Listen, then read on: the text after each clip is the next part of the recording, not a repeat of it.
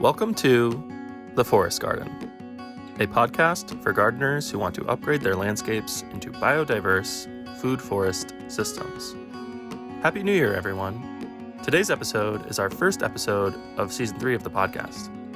We're coming to you live from an unusually mild and rainy January in New England and an especially rainy January in California, where Ben lives. To help mitigate some of this winter gloom we've been feeling, we came up with a curated list of documentaries to help you get through the next few months. From industrial-scale pollination to fruit hunting and living soil, the topics we cover today are wide-ranging. So get nice and cozy with your favorite blanket or hot cocoa and stick with us.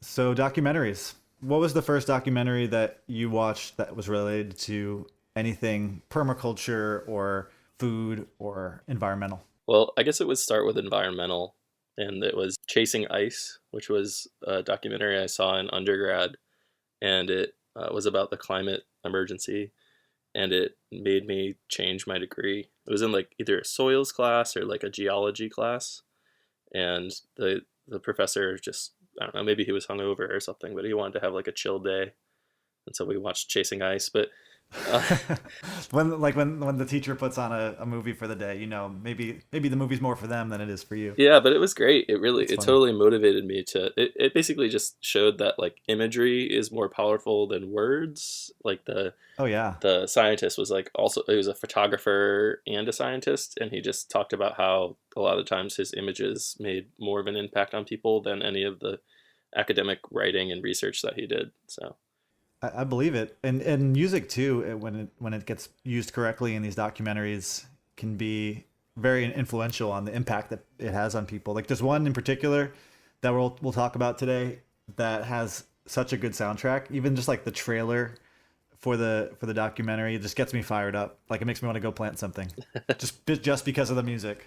Yeah, I mean, it's also just kind of a great winter activity, There's just something about kind of cozying up next to a fire and delving into some of these docs that we're going to recommend, and it gets you so excited for the growing season. It's like during the growing season you don't have any time to actually to really watch this kind of content, so it's, I don't know, it's fitting, it's timely. I guess I'll start us off. Sure. I have set the different docs that I want to talk about into like different areas of study or whatever, separated. Like there's a few about mushrooms, there's a few that are about like regenerative agriculture and soil health and like regenerative practices related to soil, some generic farming, some stuff that has to do more with bees, and then permaculture, and then just general climate. Where do you think we should start? I think it all starts with the soil. Yeah, that's a good point. Okay, so there's a few different documentaries that all address, they're all very similar. The most recent one that is probably the most well-known or popular on this topic is Kiss the Ground, which came out in 2020, and it's on Netflix. It's there permanently. If you have Netflix, you can watch it at any time. And it's got Woody. I have seen it. I know the creator, Finney and Makepeace. Woody Harrelson's in it too. Yeah, Woody Harrelson. So Woody Harrelson does the narration. I don't know. I'm a Woody Harrelson fan, so that was an extra like. But I didn't. Wait, you said you know the creator? Well, we kind of have a similar backstory because the creator of that film, Finney and Makepeace, used to be he was on America's Got Talent, I believe, or one of the music competition shows. So he used to be in the music industry, like a full-time musician or producer or something like that, and then decided to. I'm probably missing a little bit of his story, but decided to make a change and start making films and doing activism. And so we kind of followed a similar path. But yeah, that's a great movie. And it does seem like there's a certain type of celebrity that decides to collaborate on some of these films with these various directors and documentarians. The documentaries just has a really important message about the importance of our soil and how tilling is a really terrible extractive process. And it's kind of a good place to start. It's a good place that it's a documentary that could definitely sort of interest some family members who might not be interested in the topic. Maybe if like some of our listeners are really invested in this sort of stuff, but their partner isn't or their friends aren't. It's a good entry point. Yeah, it's a good entry point. It's, you know, it's on Netflix. Lots of people have Netflix or know someone that has it. It's a good general summation of a lot of different topics that can be more in-depth and specific in some of the other documentaries we'll talk about. But aside from Kiss the Ground, there's 3 other documentaries that are very, very similar, but a little bit different, and were released earlier to Kiss the Ground. Kiss the Ground is like the most recent documentary addressing this topic, but it doesn't mean that the other ones aren't valuable to see also. One of those is Symphony of the Soil, which came out back in 2012, and it's usually available on YouTube. I'm not sure about other streaming services. There's also a documentary called Living Soil, which came out in 2018. Pretty sure that's also available on YouTube. And then lastly, Regreening the Desert with John D. Liu, which came out back in 2012. And that's a pretty interesting one. Well, I know he did a documentary, and it might have been Regreening the Desert. That might have been the one I'm thinking of, the Loess Plateau in China. Yeah, that's exactly what this documentary is. Yeah.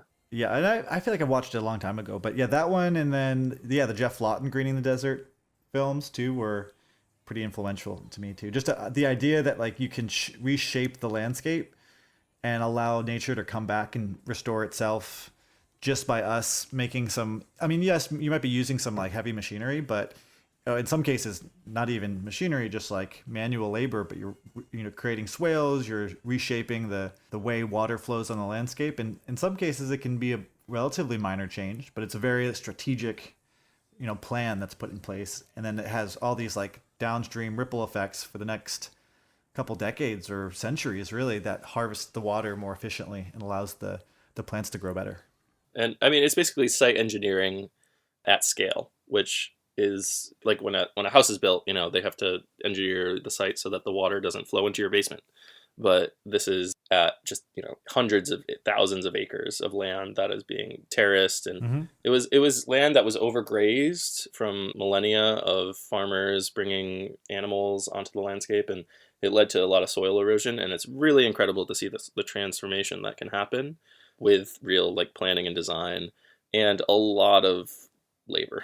a lot, there's maybe some parts of it that are a little problematic. I haven't done like really in-depth research into where that labor came from and whatnot, but the transformative process that happens in terms of this desert transforming into a lush vegetated landscape and potentially productive landscape was really incredible. So that's kind of it for the soil and the regenerative ag stuff. There are other documentaries about regenerative practices in general that we'll talk about, but specifically related to the soil. Start with Kiss the Ground and then maybe check out some of the others. The message is pretty much the same for all of them, but they each approach it in a slightly different way. What should we talk about next? Mushrooms, farming, bees, permaculture, or climate?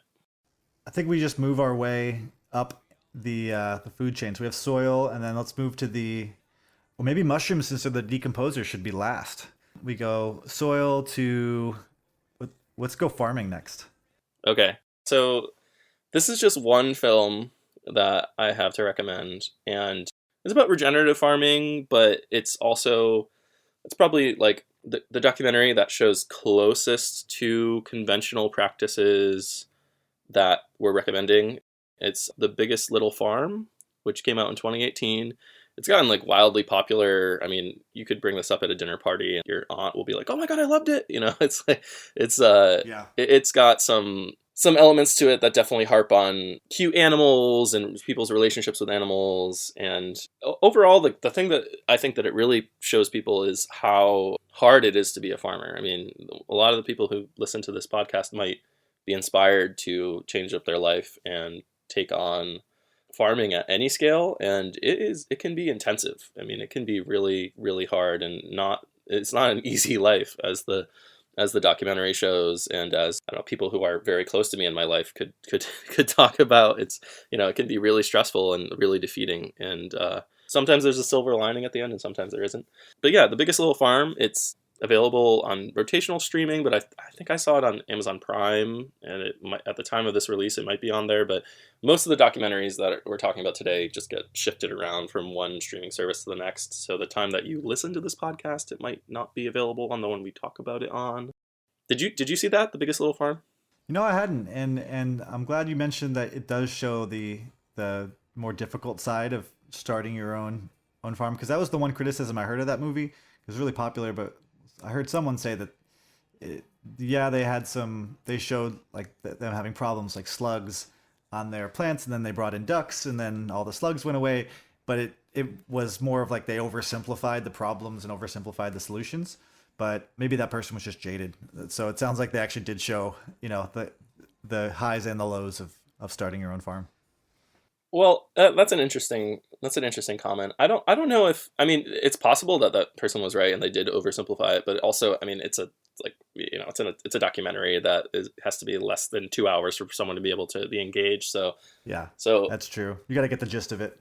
I guess I'll have to rewatch it and kind of look at it through that lens. But even if it, like the fact that it's that even like your aunt at Thanksgiving watches it, though, it is a good thing. It's like, even if it's not the perfect film, it's, if it is able to reach more people with a good message or show people other options of ways they could be living their lives, I think it's effective.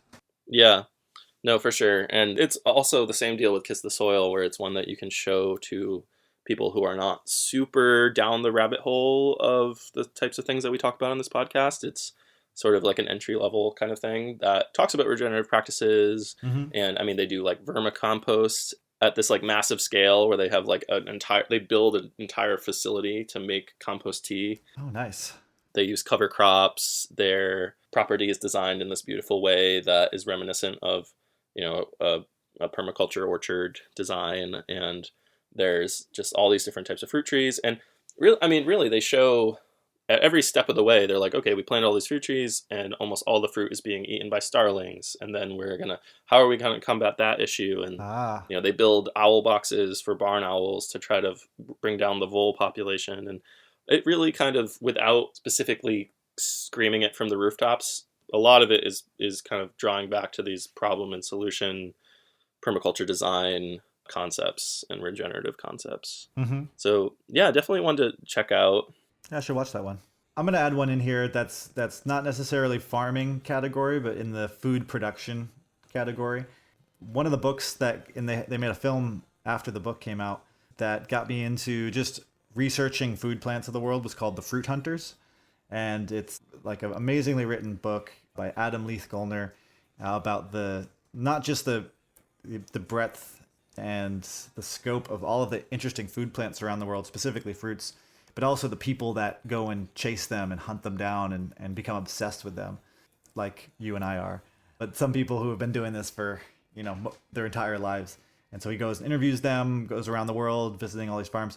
And so they made a documentary too that wasn't necessarily following him as he was writing this book, but the documentary does interview some of the people that Adam includes in his book and some of the fruits and highlights some of the fruits.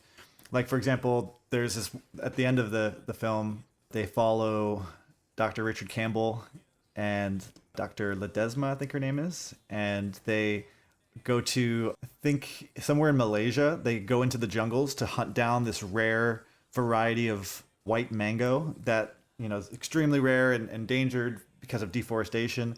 And it's very perishable. So they're going out talking to locals, and they hunt down this, they get scion, they get cuttings, and they've got to rush it back to the Fairchild's Garden in Florida and get it through, customs and security, and they almost don't make it. It's really well done. So if you're into, collecting rare fruits and rare foods, I think people would appreciate it. Huh. I'll have to check that out.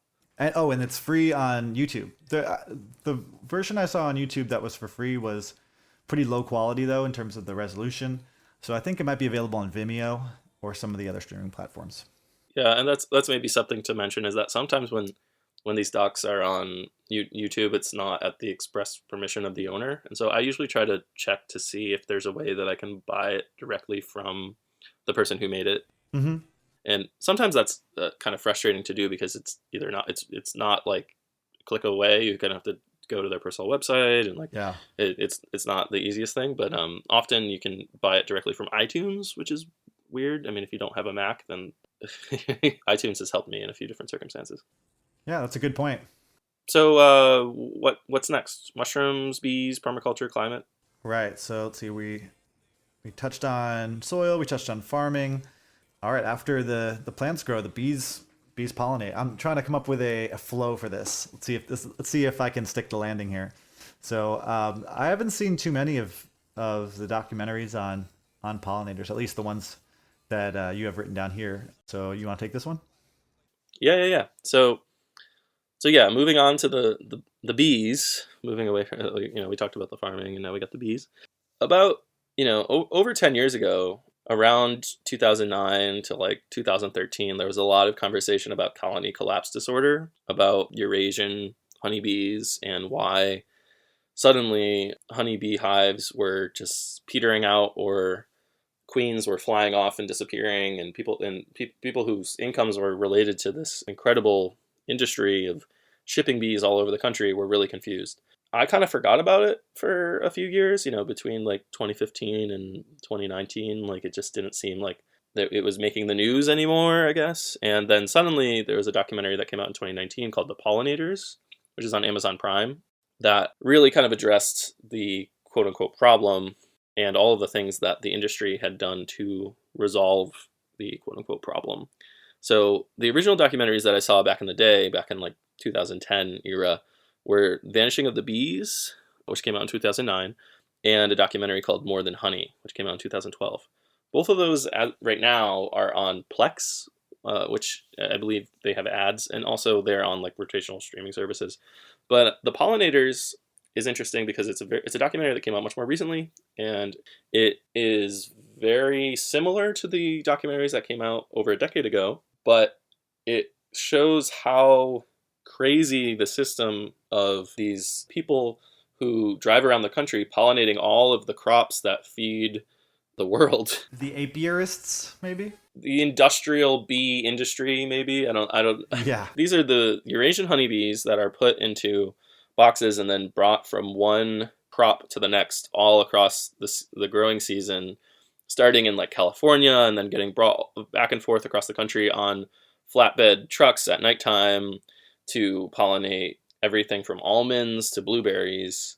They're really essential in terms of getting food on grocery store shelves. Like, without these bees, the sort of like consumer system in the United States as we know it wouldn't exist. Wow. It's really crazy to watch this documentary and see when they're talking about like, oh yeah, we used to have a hive and the queen would live in the hive for several years, and now they have queens on deck like constantly to swap in and out because the hives last like a single season and then start to fail, and they take the queen out and put in a new queen, or there's just all these different factors that are coming together from being exposed to pesticides and different mites and things it's like a trifecta of things that are trying to kill the bees in the hives.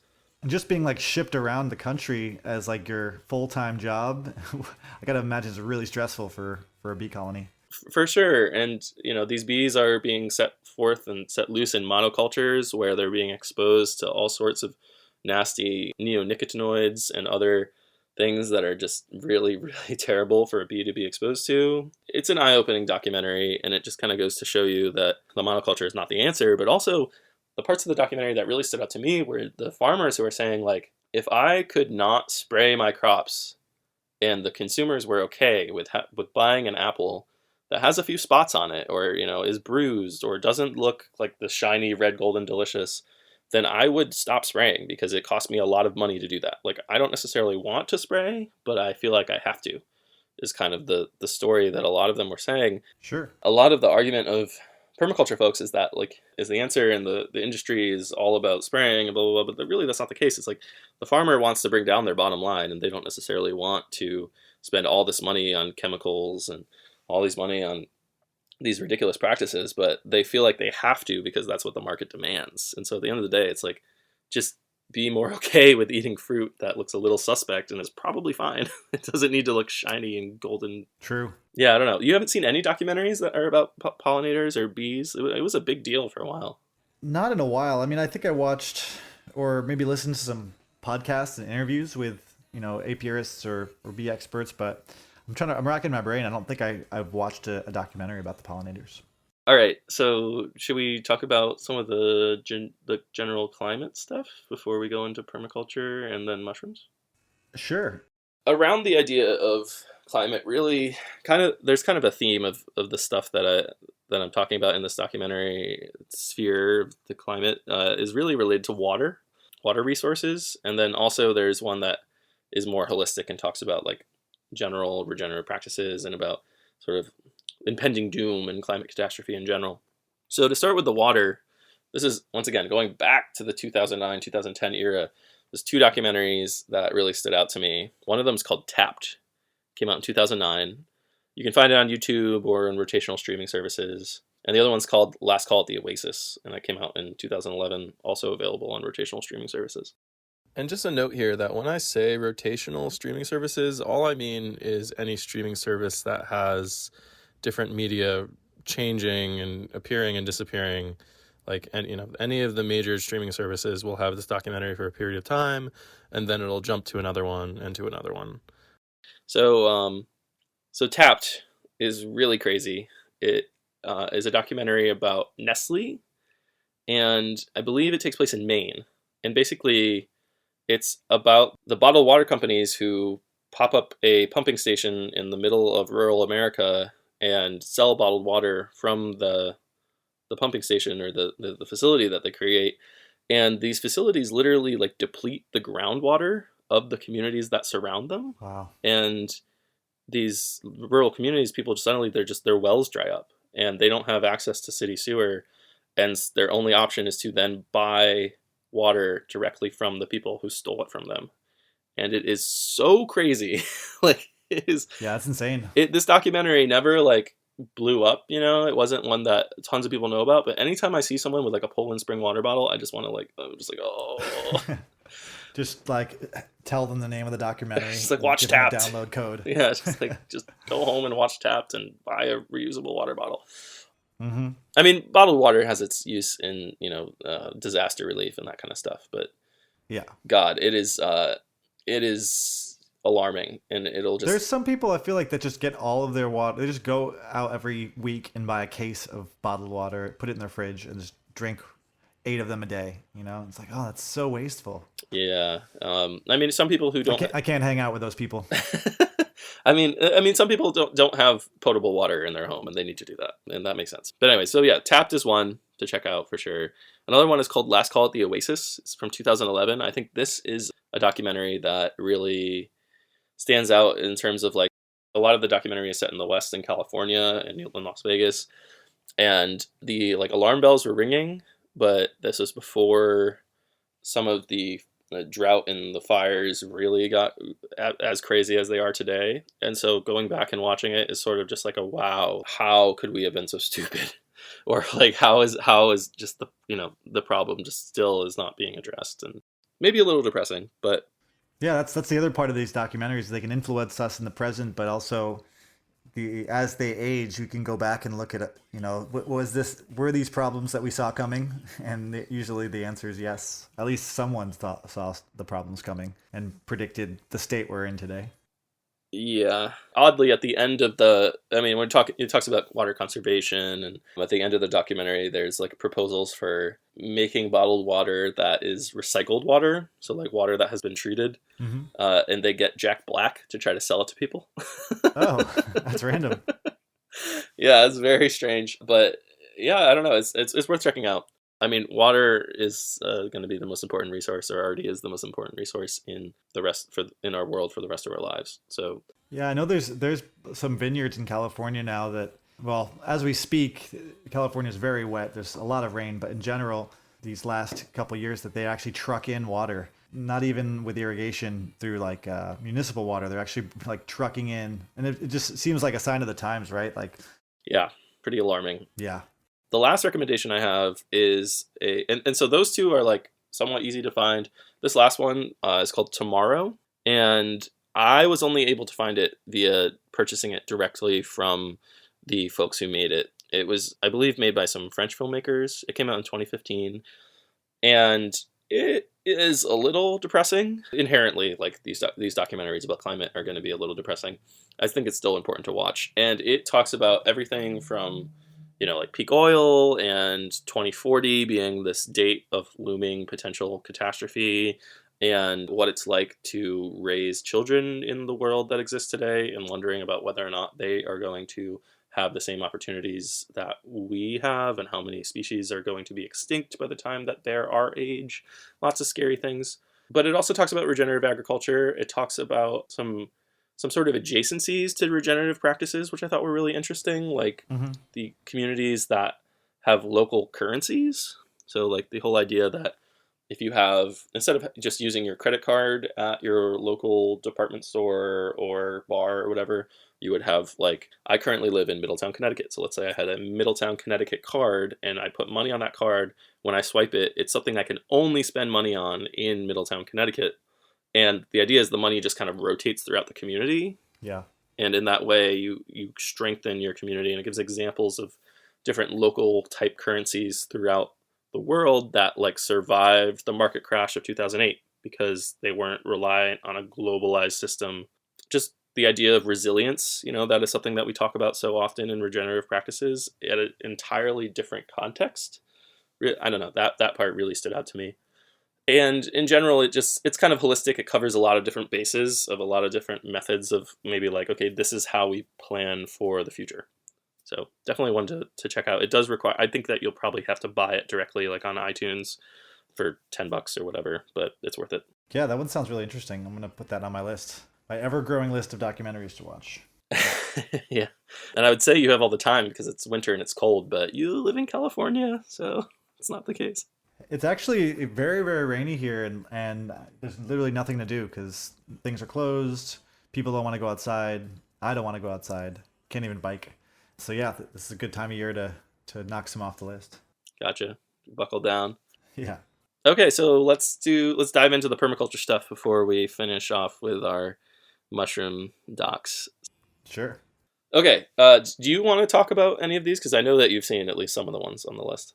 Yeah, I mean, for me, one of the most, I wouldn't say these are the most like influential ones in terms of me making the decision to sort of focus my life more on environmental issues and food production, but one that was just very informative and honestly also just pretty to watch, just very pleasing, is the Woodlanders documentary. It's a whole series, and I'm pulling up the list right now. I mean, it ties in so well to the things that we talk a lot about in this podcast, but it takes a completely global perspective. But it does focus, mostly on temperate climate, woodland and forest, and it specifically is about how people interact with the woodland environments, and typically that looks like using them for food production or for basket materials or building materials. And it really dives into the cultural practices around the world, whether it's Japan or the UK or the US. And they're filmed extremely well, really great cinematography and great interviews and background information. There's ones on chestnut cooperatives and the Hickory Nut Growers Society, which I didn't even know was a thing. That you'd think that would be part of my network. There's ones that are on like coppice agroforestry in Europe, which goes back, millennia. Even like Japanese leaf arrangement, where they, go out and collect leaves from the woods for floral arrangements. Yeah, there's like maybe 20 or 30 episodes. Every time I saw a new one. I don't think they've had any new ones for a couple of years, but back when they were releasing them, I'd watch them immediately because they were so interesting. Yeah, no, that series is also a favorite of mine. Specifically, I think my favorite was the acorn harvest episode where the creator, his name is Costa Boutsukaris. Yeah. But we've talked about the work that he makes and about Woodlanders before on this podcast. The acorn harvest one is like set in Europe, and the acorns are harvested to make flour, and the storage practices that they use to store the acorns I found to be really interesting because like the flour itself doesn't have a really long shelf life, but you can store the acorns for a long period of time before processing them into flour. And just the trees themselves were beautiful, and the caps, like the acorn caps, were beautiful. And I don't know, it just got me excited about acorns in general. Are like an area that I haven't really gotten that into, but the specific species that they talk about in that episode apparently is hardy to zone 6, so I could theoretically be growing it. For me, there was one called the Swedish Fabod forest culture. The standout part of that episode was how this culture in Sweden, like traditionally would use, they'd either use 100% or some sort of mix of 50-50 of white flour and they would use like pulverized tree bark to make their bread. So they'd go out and make a loaf of bread using a certain species of pine or spruce that they have growing, and they'd turn it into a powder and be cooking with it and make cookies or breads with it. And I thought that was like so next level. I was like, I would have never thought to do that. And I really want to try. I also want to just shout out the episode about the Chestnut Cooperative, which is about the Route 9 cooperative. Mm-hmm. As I'm sure our listeners know, we're both chestnut nerds, and so that episode in particular really stood out. Costa is even more, potentially more well known for being the person who made the Inhabit, a permaculture perspective documentary, which came out in 2015. The Woodlanders series, which before we get ahead of myself here, Woodlanders series came out in 2017. All of those are available to see on Vimeo, and they're free. There's a different documentary that's being worked on. I didn't realize it was the same. I didn't realize it was the same creator for both of those. And you said he's working on another documentary now? Indeed, yeah. It's in collaboration with Regenerative Design Group out of Western Massachusetts. So it's on Silvopasture, but it's pre-release. You know, it'll be out in a year or two, maybe. Oh, that's so exciting. Yeah, I'm excited. I'll have to ask Jono and some of the people over there about it. I don't really know that much about it, to be honest. But yeah, so Inhabit, a permaculture perspective, came out in 2015. This is one that you can buy either through Vimeo or through iTunes.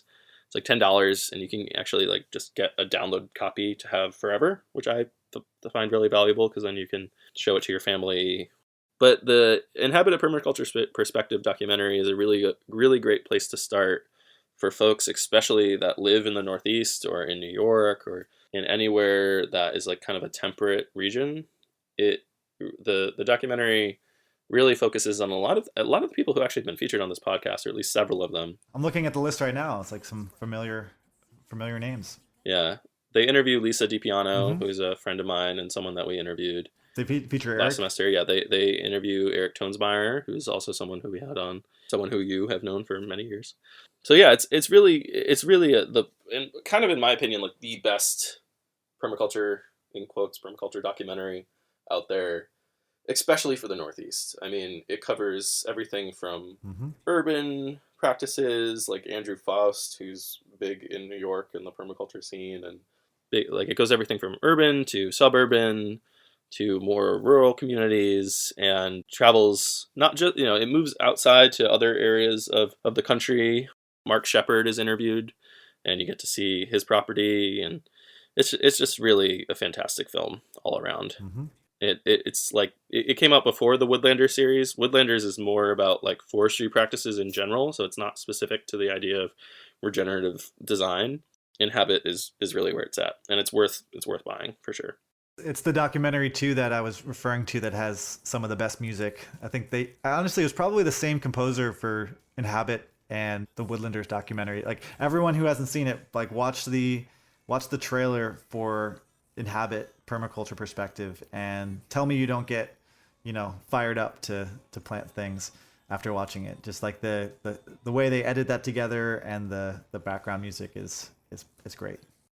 Okay, so I just have two more to recommend here. These next two are shorter. One of them is Permaculture, the documentary, How It Started, and it came out in 2020. It's on YouTube.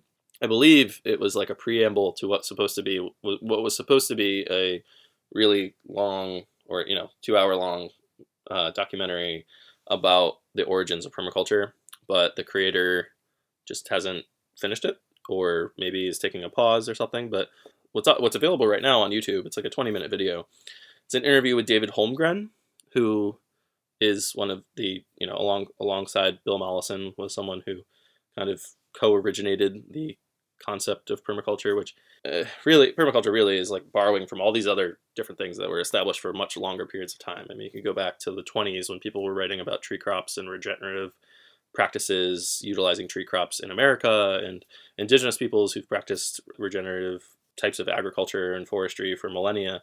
The documentary I just thought was interesting because it's really in depth on the zone system of design, specifically at David Holmgren's and his partner's house in Australia, I believe. It's edited well. It's not super long, and it's in depth enough, and gives you kind of a slice of of what the permaculture zone idea is supposed to look like. And it would have been great to talk about in like the first episode we ever released when we were describing what the zone system was, and just be like, wait a minute, go watch this video, because it has a nice video showing all. And Mike, can you say the name of the documentary one more time? Yeah, it's Permaculture, the documentary, how it started. Okay. And it's just available on YouTube.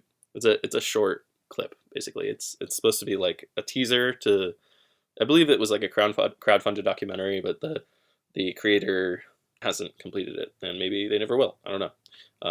It's been 3 years now, but maybe it'll be dropping next week. I have no idea. And in addition to that, there's also regenerative films. There's lots of, there are several different kind of YouTube channels like Happen Films and several others that cover a lot of different topics, but sometimes the quality is sort of hit or miss. Regenerative films on YouTube, I have to say the quality is pretty good. The other day I watched a piece that they made about somebody who is in Wales doing duck egg production in a regenerative format, where they have, geese mowing the lawn, and they have ducks that get let loose every day, and they have blueberries. It wasn't like this like crazy food forest with like, lots of really rare tree crops and whatnot, but it was still interesting, and I'm a big fan of ducks. And I mean, most people who are interested in the topics and the stuff we talk about are interested in ducks. Yeah, I don't think I've seen this one before, the Regenerative Films channel. It almost makes me think we should do another episode on like our favorite YouTube channels, because I know we have quite a few. Yeah, that could be its own episode for sure. Sometimes I try to stay away from recommending people YouTube stuff, because it can be really kind of all over the board. But this is one that is pretty high quality, pretty entertaining, and they only have like 5 or 6 different little episodes out, so worth checking out.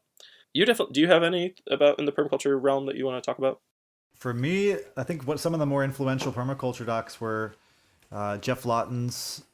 He had a weird system where he didn't post them on YouTube, but he had them on his website, and you had to sort of sign in. I don't think there was any sort of fee involved, but it was kind of proprietary. Maybe since this was maybe 2016, 2017, maybe since now he's released them on some streaming platforms. But he did some really interesting ones on the design of Zaytuna farms in Australia, and I think he went to some other sites. Like I know he came to see Eric's homestead in Massachusetts, and he did an episode there. I want to say it was at least 20 or 30 different episodes that were hosted on his website that were pretty influential to me.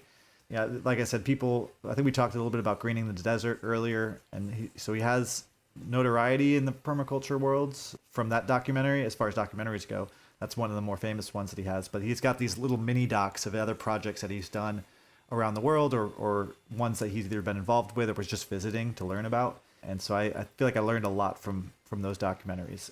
Yeah, I've never seen any of those, and my impression was that they were sort of intentionally kind of harder to access, which is they are. I don't know. I sort of have a ethical problem with that. I feel like a lot of this information should be like freely out there and available. But well, I mean, it was still free. It was just like he wanted to get your email before. But I mean, hey, if you want to, post things on YouTube, you've got to, sign up with a corporate megalith. So nothing's really freely distributed right now. And the one you were talking about where he came to Paradise Lot, that is available. That you can just watch that for free on YouTube, and I believe it's on either Jonathan Bates' Food Forest Farm channel or Eric's channel. I don't remember what it's called, but if you just search like Jeff Lawton, Holyoke, Massachusetts, it'll probably come up. Great. Okay, so our last topic here for this winter documentary episode is the topic of mushrooms. Do you want to talk about the more notable documentary here? I'm sure you've seen it. Yeah, Fantastic Fungi. That's one I feel like, again, it was really nice that it got into the more, what do you call it, the zeitgeist, the cultural zeitgeist. Like more people had watched that movie because it was available, maybe not in like major theaters, but most independent theaters around the country were showing it. And even people outside of my group of friends that are into growing food or into permaculture went out and watched it. One of those that's like just, has a lot of eye candy. It's got some great shots of time-lapse video of different species of mushrooms growing. And there's actually like a behind-the-scenes documentary of how they were able to get those shots.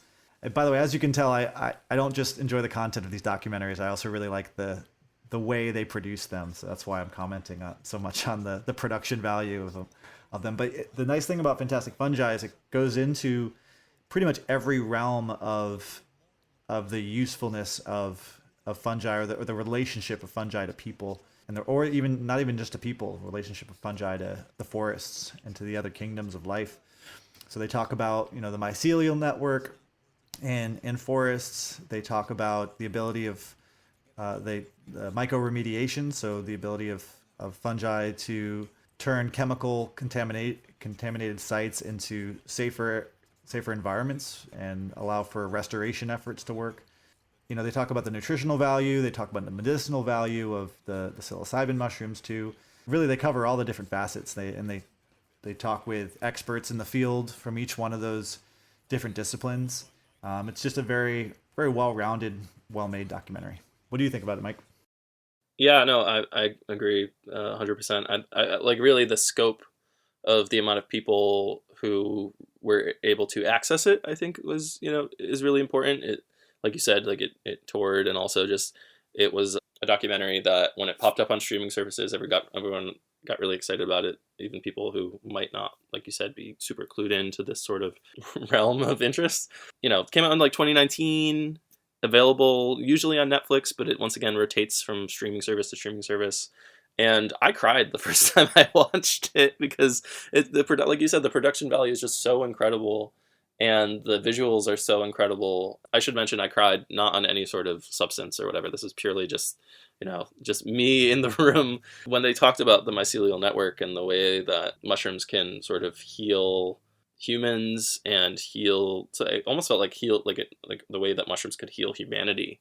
It just really kind of got to me. There's a moment in it where the sort of star of the show, Paul Stamets, talks about the experience of finding out that his mother had cancer, and then how she had the opportunity to sign up for an experimental turkey tail regiment, adjuvant therapy, or something where you take a alternative medicine or alternative approach in conjunction with the traditional chemo. Yeah, and so she was just taking turkey tail in a capsule a couple times a day. He said, my mother was told that she had a certain amount of time to live, and then he pulls her out on stage and she's here today, and he says, "I love you, Mom." And it just really hits home in terms of like, wow, this the things that we know about mushrooms and the impact that they can have on human health. It's just astounding. Like Ben said, it's a beautiful film. The production value is through the roof, and that's kind of hit or miss for some of the stuff we're recommending today, especially some of the older documentaries. Some of them feel like they're more of an academic kind of thing, but this one is definitely like, if I could have seen it in theaters, I would have. Another one that is along the lines of mushrooms, this documentary is, but it's not specific to mushrooms, but it's similar, and it certainly is along the same lines of being that blockbuster status, is How to Change Your Mind, which came out this past year. Michael Pollan, talking about how psilocybin and other compounds can heal people. Definitely one to check out if you liked Fantastic Fungi. Oh yeah. Following it up with How to Change Your Mind would be a good one, also on Netflix. The last one I'm going to recommend here from the mushroom category is The Last Season, which came out in 2014. Much more of a smaller indie, you probably never heard of it, documentary. I believe it's only available to purchase directly through iTunes, or you might see it on like your local PBS station every once in a while. And this one is interesting. It's once again about the relationships of people and mushrooms, which seems like a theme here of just, also, I mean, people are more closely related to mushrooms than many other kingdoms, so maybe it makes sense. But it's about matsutake and the matsutake harvest that happens in the Pacific Northwest, and about these people who supplement their income by going out and foraging for matsutake mushrooms and bringing them to people who then sell them. It's really kind of once again, kind of a tearjerker. It's not necessarily, it doesn't necessarily have a happy ending. Matsutake has a huge culture around it, but I didn't know that it was foraged for in America. Who would have known that there's a culture surrounding foraging for matsutake in like Oregon? Huh. So definitely one to check out. Maybe a little bit more niche, a little bit, if you're into mushroom foraging, or if you grew up in a culture that is mycophilic, definitely, valuable. Is the matsutake, the reason why it's so popular is it it's got a really strong aroma or something like that? There's like a characteristic about it that makes people go crazy for it, right? Well, so yes, they are famous for their smell, but beyond that, it's a very expensive fungus. It's one that can reach, it can cost like $1,000 for a kilogram in Japan. And so in Japan, people go out and they forage for it. But I believe it's just a choice edible. I'm not sure if there's once again, I'm not a mushroom expert by any means. Yeah, I was under the impression that it's just being sought after for its edibility. It probably has some medicinal compounds too, but I'm not aware. Yeah, I think it's a status symbol too. It's like you give it as a gift, and like it shows that you display it, and shows how wealthy you are. Yeah, maybe. I don't know, but it does have an entire. I mean, there's a big obsession around matsutake in Japan and elsewhere. And then lastly, I guess I kind of forgot about this documentary to include in our list, and I'm not really sure where it would fit exactly. I guess it'd just be around like food in general and people's relationships to food. But I just thought of it because we talked about the Michael Pollan, How to Change Your Mind. The Botany of Desire. Have you seen that? Yes. Yeah, I read the book, I think, originally, and then maybe I watched the documentary first and then read the book. But either way, yeah, that's a good one. So yeah, it came out in 2009, available on Amazon Prime and maybe on other streaming services, probably jumps around. And it's just really incredible in terms of people's relationships to plants. And it goes through 4 different plants. It talks about tulips, it talks about potatoes, it talks about cannabis, and it talks about apples. And apples, for me, was the standout in terms of it talks about Johnny Appleseed and about how people in North America, their relationship to the apple and how it changed over time, and how prohibition and hard drink was a big factor. And then, tulips, it talks about the tulip bust and boom, and I don't know. It's just very, very interesting in terms of the extremes that people will go to for plants and for all these different reasons. And it's the only documentary that touches on like plant domestication and plant breeding, which is something I'm really interested in. And the main takeaway I had from that documentary or that book is that, we think when we're doing any tree crop improvement or plant breeding that we're manipulating the plant to do what we want for our own benefit. But it actually works both ways, because you could say that the plants are using us to spread more widely around the world. So it again just dives into that complex relationship between people and the natural world. Yeah, for sure. That's definitely one of the similarly, I had the same sort of takeaway, especially when he talks about potatoes and how the effort that he would go to plant potatoes every year, and how gardening is like this quest for control, and he realized, wait a minute, maybe it's the potato controlling me. Yeah, so right. Really, really cool stuff. Yeah, that'll probably wrap us up though for winter stuff to watch and alongside your crackling fire, unless you can think of any last minute additions. No, I don't think so. Well, we'll have to just save them for the next episode, but maybe we'll do a YouTube one if you're up to it. Yeah, for sure. One on YouTube, Our favorite YouTube channels. Thank you for sticking with us, everyone, and we hope that you enjoy watching some of this very long list of films. And if you can, always support the people who made them. Try to find the creators and buy it directly from them if you can. Agreed. Until next time, take care, everyone. All right.